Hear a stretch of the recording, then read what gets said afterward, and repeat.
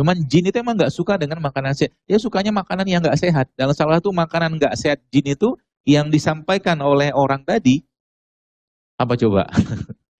Asap rokok. Itu makanannya. Ya. Sepertinya sih nggak ada yang merokok di sini. Kayaknya. Apa bang, rokok aja terus. Rokok tuh bikin awet muda. Nggak sempet tua, mati duluan. Awet mudanya, gitu, kata guru saya gitu. Baik, jadi ibu sekalian, itu ya. Ternyata jin tuh nggak suka dengan makanan sehat. Maka sebenarnya kalau bahasa saya tadi, ya, tadi kita kan bahwa dalam Islam itu pedoman makanan itu 3. Yang pertama halal, yang kedua toyib, dia harus baik, yang ketiga nggak boleh berlebihan. Madu sehat, tapi sehari minum seliter, masalah juga bagi badan. Kurma sehat, tapi kalau sehari minum sekilo atau makan sekilo juga masalah badan kita. Nggak boleh berlebihan. Gitu loh. Kalau berlebihan judulnya utamakan, berarti nafsu diutamakan. Gitu loh.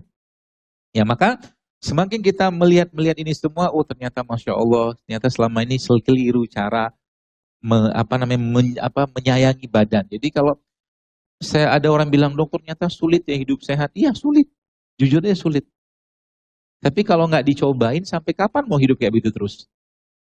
Sering saya sampaikan bahwa hidup sehat itu seperti orang bangun malam. Bangun malam tuh enak nggak? Nggak enak loh. Orang tidur, dia bangun, sholat, ngaji katakanlah.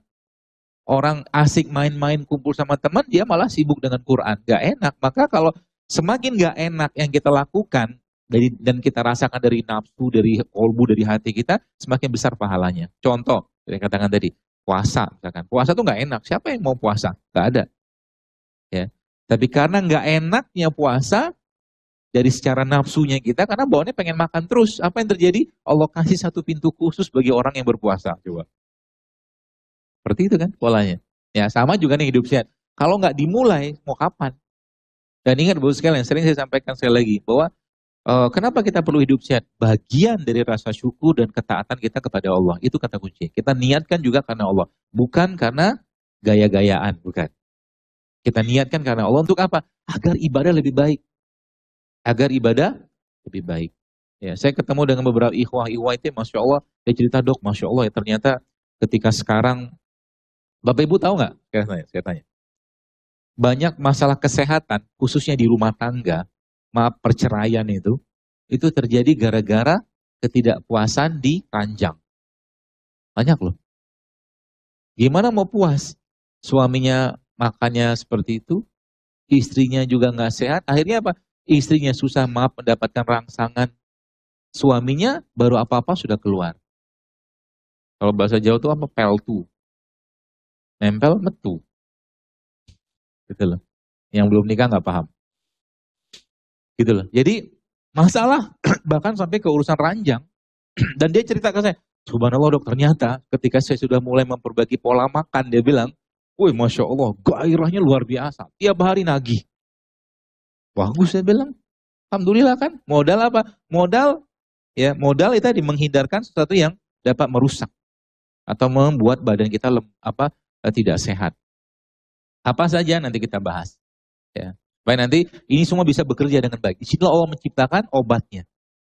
Di sini Allah menciptakan obat-obatannya semua. Ya. Dan kembalilah ke bagaimana katakanlah mungkin kearifan lokal bahasa saya, negeri ini. Apakah orang tua kita zaman dulu makan tepung? Pagi-pagi?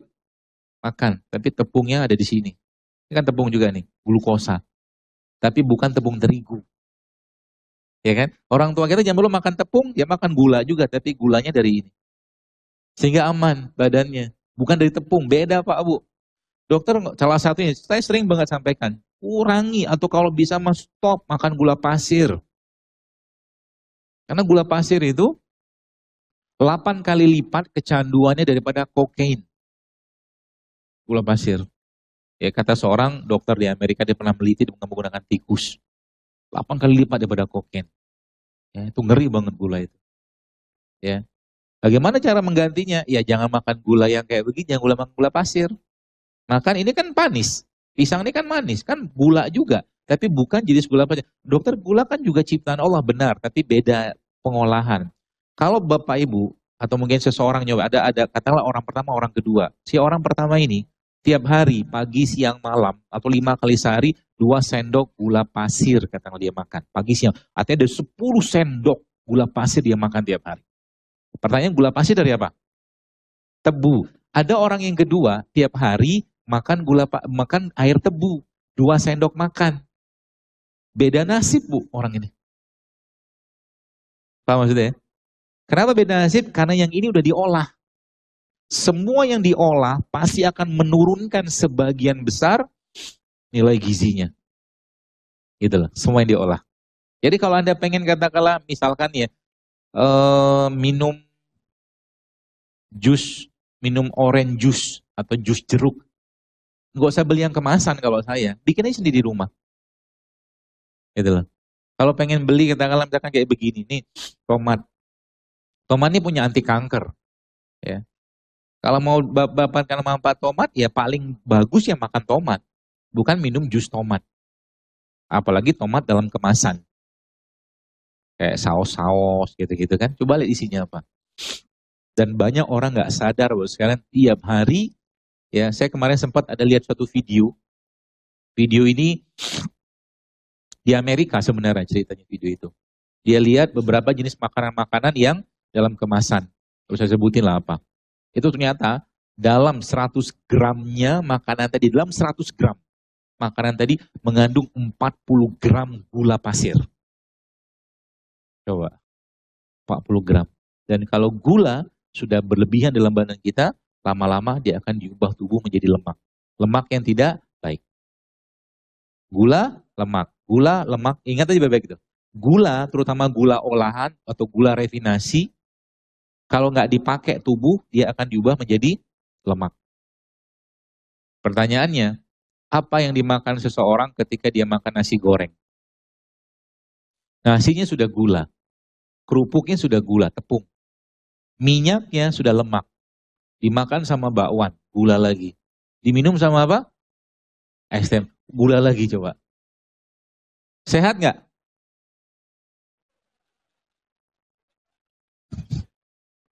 Terus kenapa dimakan? Enak, terus aja kayak begitu. Gak berubah-berubah gitu kan. Jadi jangan gara-gara, kadang-kadang saya lucu gitu lihat orang itu kan. Wah, ada Dr. Zaidul nih, sembunyiin makanannya. Ngapain juga? Gak ada yang melarang, saya gak memfatwakan. Saya juga siapa, saya melarang Anda makan. Ya. Tapi ingat, lagi-lagi tubuh kita tidak akan bisa dibohongin. Tenang aja. Gak bisa dibohongin. Mau makan yang gak sehat, apalagi kadang-kadang sudah itu kan kirim story, kirim apa ke saya gitu kan. Wah nih, hidup sehat gitu kan. Ternyata badan masih melentang-lentung gitu. Ada sehat itu. Makanya kata Nabi kan, di akhir zaman aku melihat fenomena di kalangan umatku, banyak dari mereka yang gemuk. Gemuk tuh gak lucu. Anak kita kalau gemuk, kalau biasa kan gak lucu itu tuh, penyakit. Penyakit Pak Bu, ya. Dan itu menjadi masalah kan zaman sekarang kan. Gemuk di mana-mana. Gimana gak gemuk? Makannya pagi siang malam gula coba. Tepung gula, nasi gula, gula pasir sudah gula, tambah lagi lemak. Gitu loh. Begitu terus tiap hari nggak ada perubahan gitu kan. Maka mudah-mudahan Bapak sekalian hari ini ya kita belajar sehingga gampang sekali memperbaikinya. Kalau mau nggak? Ya, saya mau tanya dulu, deklarasi dulu. Bapak Ibu siap hidup sehat? Buat apa? Untuk Allah ya, untuk taat kan sesuai judul. Ya. Kita hidup sehat untuk taat atau dalam rangka ketaatan kita kepada Allah, sehingga nanti kalau udah kayak begitu Bapak sekalian, maka insya Allah Anda makan kunyit, minum jahe, minum kencur, temulawak, dapat pahala semua insya Allah karena diniatkan karena Allah. Itu kata kuncinya. Jadi bukan lifestyle dia, nggak usah gaya-gayaan. Kita nggak butuh gaya-gayaan. Ya.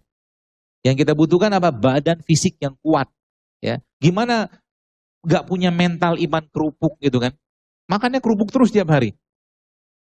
Kerupuk itu kan prak. Hancur dia. Mental kerupuk, iman kerupuk kalau bahasa saya. Bangun malam susah, ngaji susah, sedekah banyak sedikit susah. Gak usah cerita berjuanglah untuk Islam. Gitu loh. Paksain. Kalau udah urusannya untuk kebaikan, paksain. Masya Allah kayak begini kan teman-teman Hijrah United ini mengakomodir semua, menyiapkan semua kayak ini, Masya Allah saya katakan. Dan ini memang belum banyak nggak dibahas ya, para ustadz segala macam, memang nggak ada majlis-majlis yang membahas tentang kesehatan kayak begini. Ada 800 lebih ayat-ayat dalam Al-Quran itu sekalian kalau kita bahas tentang kesehatan, banyak sekali. Ya. Dan itu kalau dipraktekkan, maka umat Islam harusnya menjadi umat yang paling sehat, sekali lagi saya sampaikan. Asal mau aja. Dan kita harus ngerti dulu yang kita makan sekarang ini apa yang bikin masalah. Ya.